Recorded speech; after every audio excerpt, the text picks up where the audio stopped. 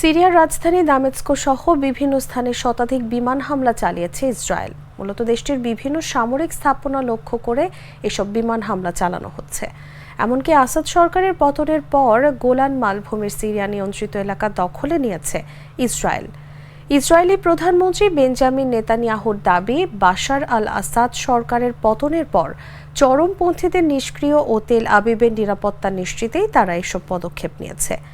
অন্যদিকে ইসরায়েলের এমন হামলা ও গোলান মালভূমির সিরিয়া নিয়ন্ত্রিত এলাকা দখলে নেওয়ার নিন্দা জানিয়েছে মধ্যপ্রাচ্যের দেশ কাতার, সৌদি আরব ও ইরাক। ইসরায়েলি নিরাপত্তা সূত্রের বরাতে স্থানীয় গণমাধ্যমগুলো জানিয়েছে, বাশার আল আসাদের পতনের পর ইসরায়েলি বাহিনী নিজেদের ইতিহাসে সিরিয়ায় সবচেয়ে বড় হামলা চালিয়েছে।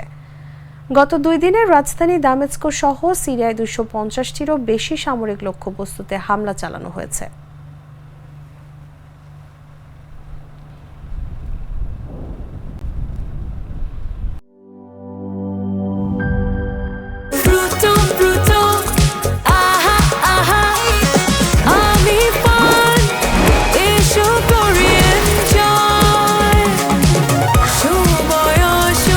প্রাণ ফ্রুটো, সময় অসময় ফ্রুটোময়।